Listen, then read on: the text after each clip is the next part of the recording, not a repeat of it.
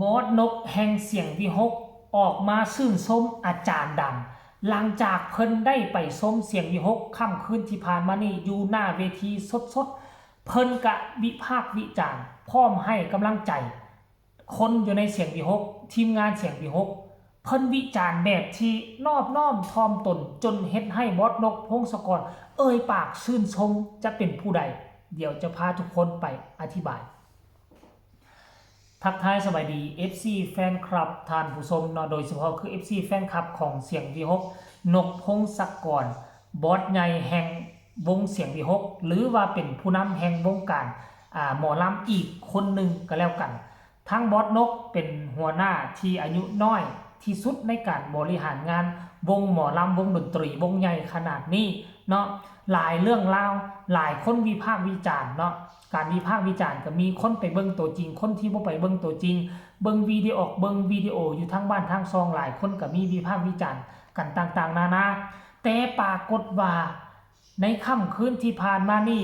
มีอาจารย์ชื่อดังคนหนึ่งเนาะท่านผู้ชมมีอาจารย์ชื่อดังคนหนึ่งที่เพิ่นได้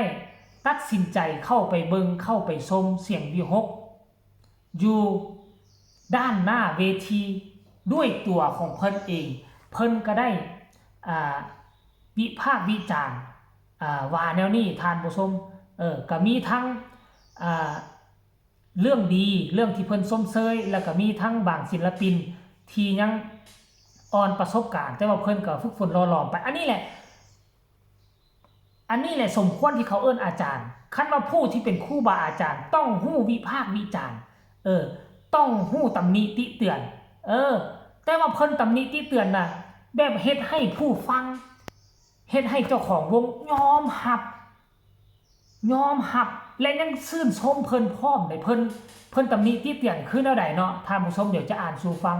เมื่อ4ชั่วโมงที่ผ่านมานี่บอสนกพงศกรกะได้ออกมาเคลื่อนไหวโพสต์ถึงเพิ่นเนาะชื่นชมอาจารย์สายฝนว่าซั่นมนต์สวรรค์ครับมาให้กำลังใจเสียงวิหกวันนี้ว่าซั่นเด้คำแรกเลยที่อาจารย์บอกค่อยๆสอนค่อยๆปรับเอาเด้อนกว่าซั่นน้องๆบางคนอาจลำบ่ทันเก่งเห็นบ่ล่ะบางคนบ่ทันได้จังหวะค่อยๆปรับไปส่วนคนเก่งแล้วอาจารย์อ่อนซ้อนนกที่สอนว่าซั่นเด้ที่ปั้นเขาได้ศิลปินลายปั้นไผ่ขึ้นก็ได้อาจารย์บ่ได้ลดทอนคุณค่าน้องๆที่ลำอ่อนเลยอาจารย์มองถึงการให้โอกาสเห็นบอกที่บอสดกโพสต์ว่าได้เห็นบอกขั้นกรณีว่าผู้ที่เป็นอาจารย์เนาะแล้ววิพากษ์วิจารณ์บ่เป็นหั่นน่ะตำหนิติเตือนบ่เป็นก็สิว่าเสียงวิหกบ่สมราคาคุยจะดีแต่ก็อ้ายกับนกเรือนั่นบ่เป็นตาสิแตกเนี่ยคันผู้ที่วิพากษ์วิจารณ์ผู้ที่ตำหนิติเตือนบ่เป็นได้ยังมีอีกปักหลายๆคนน่ะห้องบ่ถึกจังหวะห้องบ่ถึกคีย์เสียงลงเสียงอ่อนอยู่เนี่ยขั้นผู้ที่บ่มีภาวะวุฒิก็จะคอมเมนต์ก็จะวิพากษ์วิจารณ์แนวนี้แต่ว่าอาจารย์สายฝนเขาเจ้ามีสำนวนของเพิ่นมีคำเว้าที่ฟังแล้วเฮาฮู้ว่าเพิ่นกะตำหนิส่งข่าวนั่นแหละแต่ว่าเฮาฟังแล้วเฮาจะบ่ออกคำว่าตำหนิส่งข่าวคือการบอกการสอนกันคือลักษณะคืออาจารย์สายฝนนี่กำลังบอกบอสนกอยู่เวลาที่เฮาเป็นผู้ที่ถือกับเจ้าตำหนิที่เตือนมาเฮารู้สึกอบอุ่นเฮาบ่รู้สึกว่าเครียดขมเฮาบ่รู้สึกว่าเขามาด้อยค่าเฮาเลยนี่คำเว้าของคนนี่ต้องเอาแบบอย่างอาจารย์สายฝนเด้อ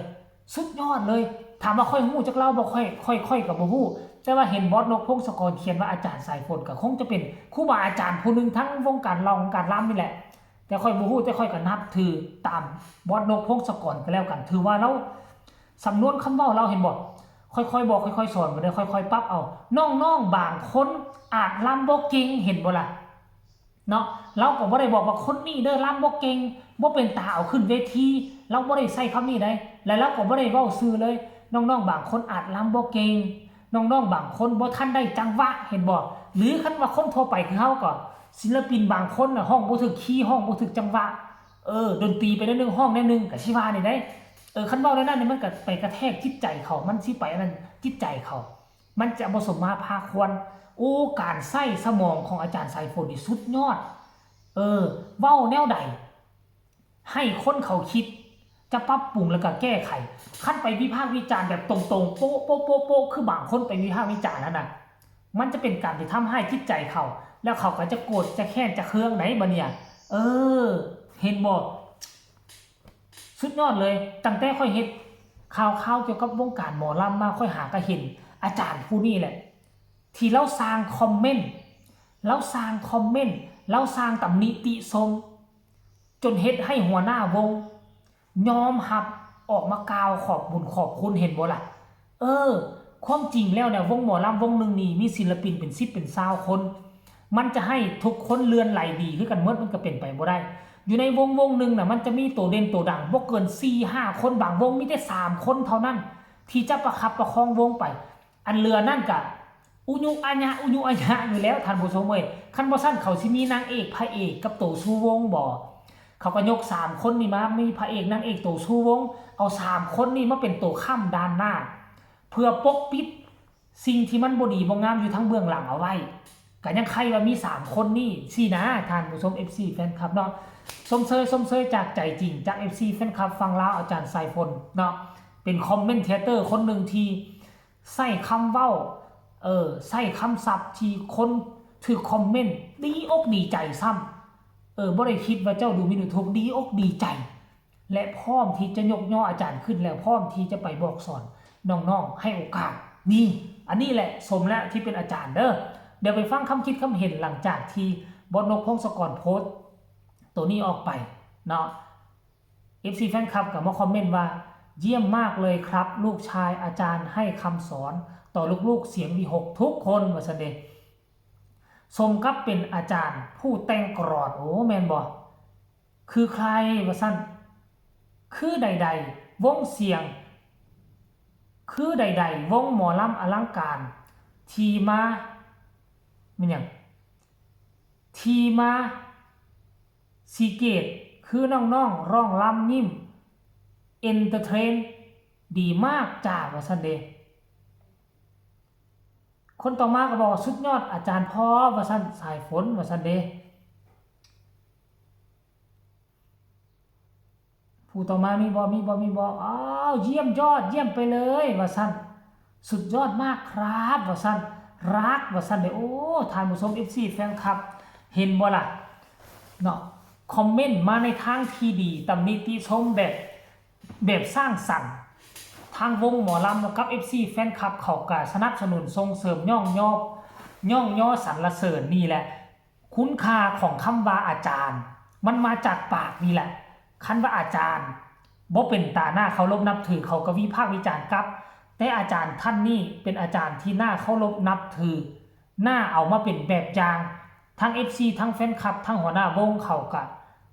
กล่าวขอบคุณสื่ออยู่ในสื่อโซเชียลต่อไปอาจารย์ก็จะโด่งจะดังไปหน้าเคียงคู่กับเสียงวี6นี่เอาฝากคลิปนี้เอาไว้ก็แล้วกันไว้น้ำอ้อมอกอ้อมใจของทีมงานเสียงวี6และ FCRI สกุลนพรก็แล้วกันพ่อกันใหม่ในคลิปหน้าฝากกดไลค์กดแชร์กดติดตามให้แน่สบายดี